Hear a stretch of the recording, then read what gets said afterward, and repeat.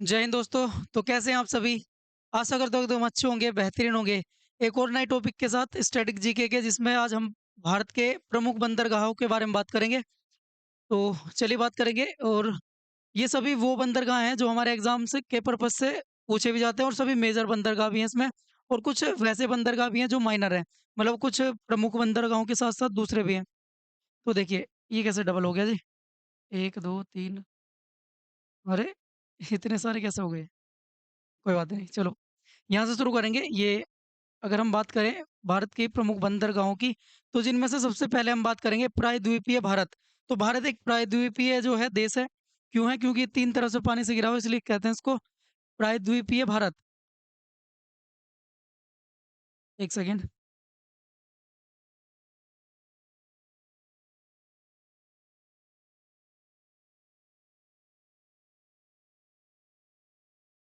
चलिए बात करेंगे एक-एक करके सभी की।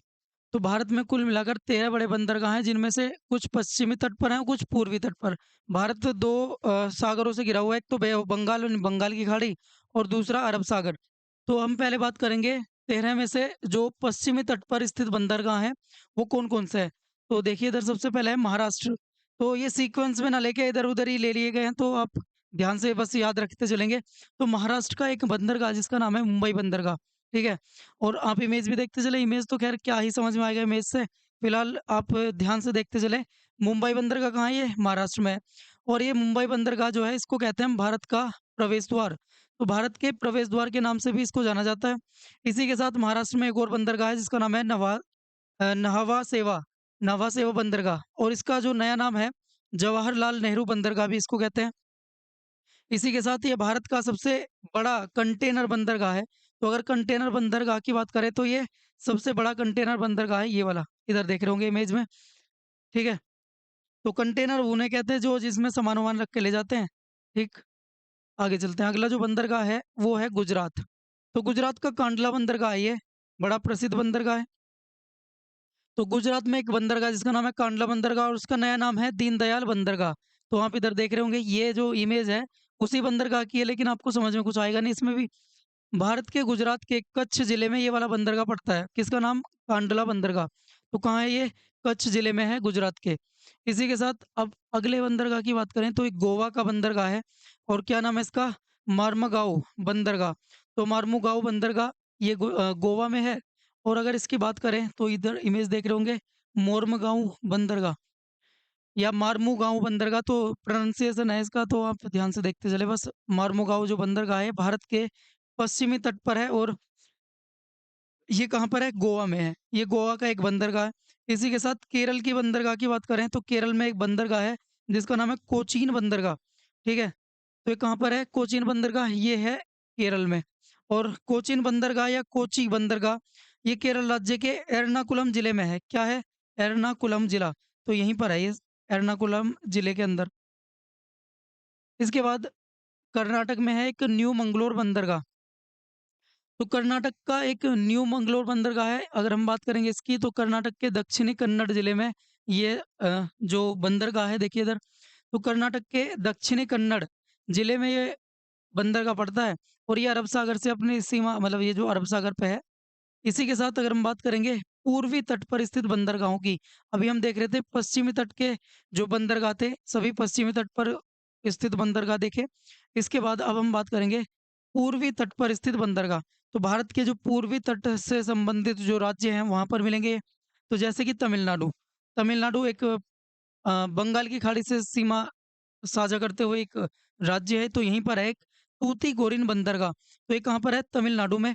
अगर तूतीकोरिन बंदरगाह की बात करें, इसे वीओ चिदम्बरनार, तो इसे वीओ चिदम्बरनार बंदरगाह के रूप में भी जाना जाता है। तो इसका दूसरा नाम अगर हम बात करेंगे तूतीकोरिन बंदरगाह की, तो वीओ चिदम्बरनार। इसी के साथ भारत के तमिलनाडु के तूतीकोरिन में स्थित है ये। तो तूतीकोरिन एक जगह है, उसी के नाम पर इसका नाम रखा गया है, तूतीकोरिन बंदरगाह। ठीक है? कहाँ पर है ये? तमिलनाडु में। तो आप इमेज देख लेंगे। ये है इमेज तूतीकोरिन बंदरगाह, बड़ा ही साफ-सुथरा सा लग रहा है। इसके बाद जो अगला बंदरगाह है, जिसका नाम है, ये भी तमिलनाडु का ही है, चेन्नई बंदरगाह। ठीक है?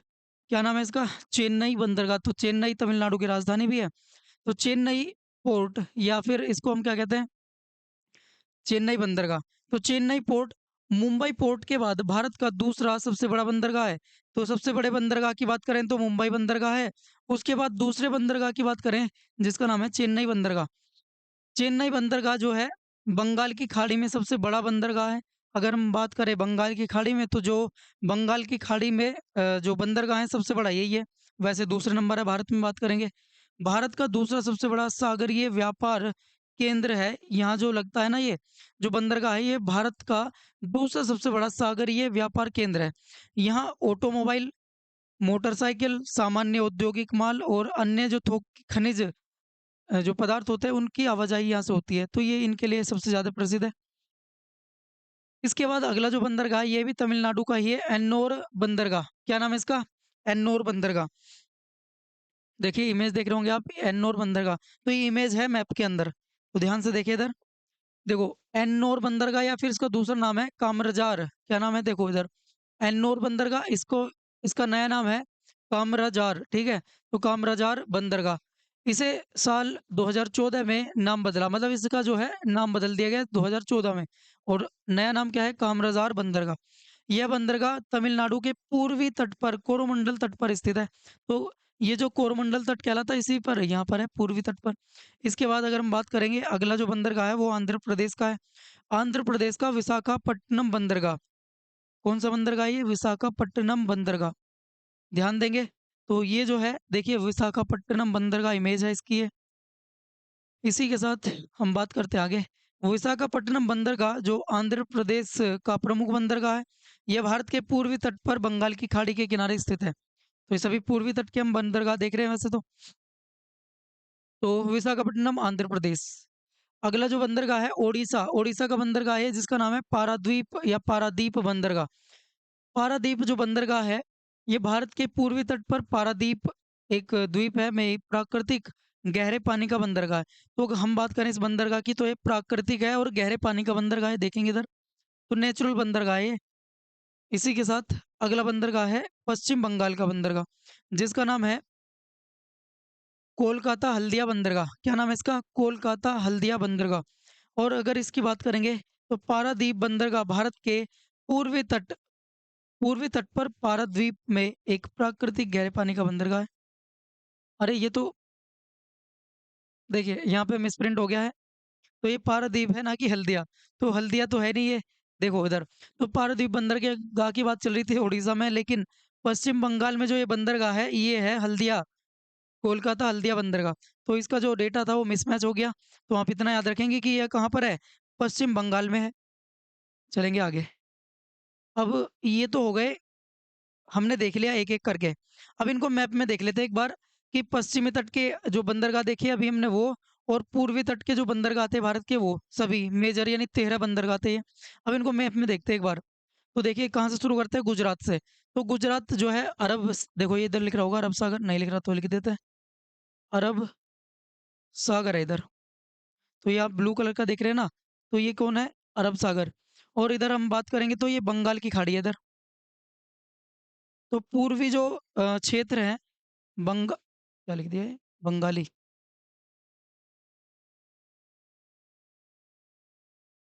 मिटेगा नहीं इससे, चलो कोई बात नहीं।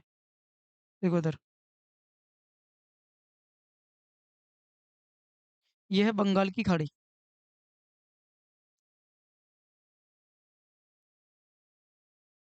बंगाल की खाड़ी और ये था अरब सागर इधर।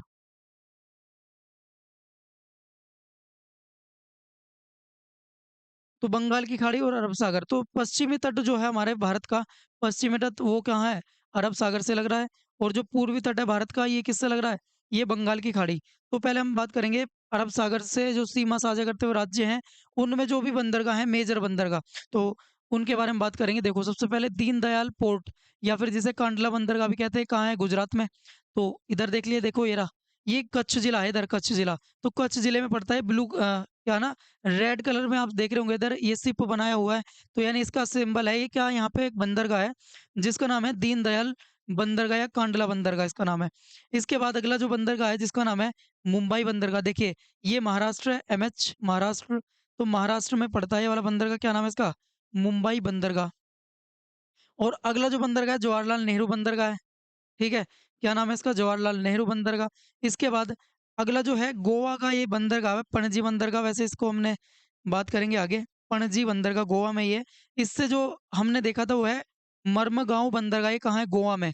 तो ये गोवा का बंदरगाह है, मर्मगाँव बंदरगाह। इसके बाद हम आ गए कर्नाटका में, देखो ये लिख रहा है इधर कर्नाटका, तो कर्नाटका का मंगलोर, न्यू मंगलोर बंदरगाह है, तो ये मेजर बंदरगाह है, बड़ा बंदरगाह है, प्रमुख बंदरगाह है कर्नाटक का। इसके बाद केरल की बात करेंगे तो कोची, केरल का जो बंदरगाह देखा हमने कोची, तो ये केरल का बंदरगाह कोची है। इसके बाद तमिलनाडु में देखा था तूतीकोरिन बंदरगाह, ये रहा। अब ये पश्चिमी तट वाले बंदरगाह आ गए, तो भारत के पूर्वी तट पर है। तो पूर्वी तट जो बंगाल की खाड़ी से लगते हुए राज्य हैं, तो इनमें है ये।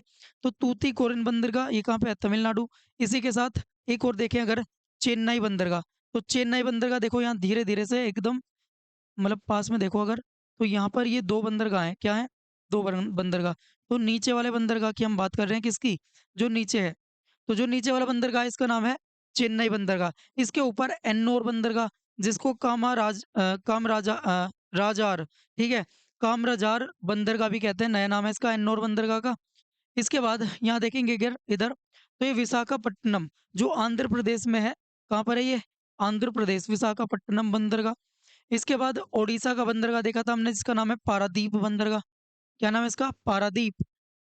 और एक और बच गया हल्दिया, देखो हल्दिया और जो कोलकाता, कोलकाता हल्दिया बंदरगाह, तो हल्दिया कह सकते हैं, हल्दिया बंदरगाह ये रहा। तो ये सभी जो बंदरगाह थे प्रमुख बंदरगाह हैं, मेजर जो भारत के बड़े बंदरगाह थे, जो 13 इनकी संख्या है, हमने देख ली एक-एक करके। अब कुछ और बंदरगाह हैं, जैसे कि ध्यान देंगे इधर, तो एक बंदर के गाह के बारे में हम बिल्कुल अलग से बात करेंगे, जो ये वाला है। कैसा है ये? तो ये पोर्ट ब्लेयर बंदरगाह है। कहाँ पर है ये? पोर्ट ब्लेयर, जो कि आप अगर हम बात करें किसकी, जो पोर्ट ब्लेयर है पहले अंडमान निकोबार द्वीप जो समूह है उसकी राजधानी हुआ करती थी, लेकिन इसका नाम बदल दिया गया, अभी बात करेंगे उस पर भी। तो पोर्ट ब्लेयर बंदरगाह ये भारत का ऐसा एकमात्र बंदरगाह है जो केंद्र शासित प्रदेश अंडमान निकोबार में स्थित है।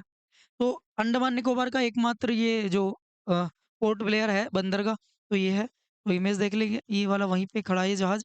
इसके बाद पोर्ट ब्लेयर, देखो मैंने क्या बताया था कि अभी पोर्ट ब्लेयर का नाम बदलकर नया नाम रख दिया गया है इसका, तो नया नाम क्या है? पोर्ट ब्लेयर का अब हुआ नया नाम क्या? श्री विजयपुरम।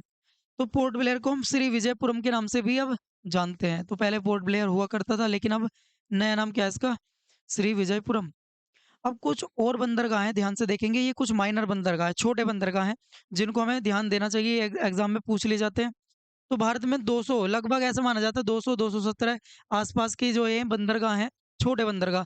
तो जिनमें से कुछ प्रमुख बंदरगाह इस प्रकार हैं, देखेंगे। मछलीपट्टनम बंदरगाह, अगर हम मछलीपट्टनम बंदरगाह की बात करेंगे तो ये कहाँ पर है?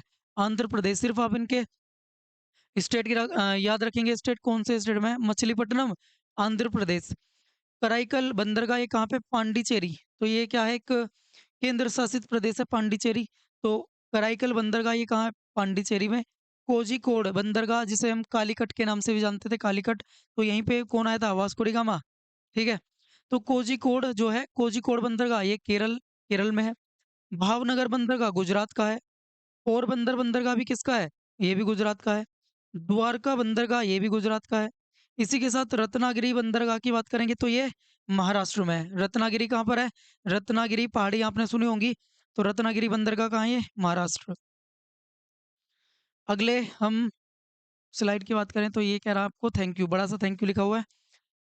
तो आज का हमारा सेशन यहीं तक था। वैसे अगर हम बात करें तो ये इधर यहाँ भी ध्यान दें थोड़ा सा, ये जो सी टेट का हमारा बैच चल रहा है, जिसका नाम है सार बैच 2.0, और सी टेट दिसंबर 2024 में जो एग्जाम होगा, कब होगा ये? दिसंबर 2014, और दिसंबर में भी 14 दिसंबर को।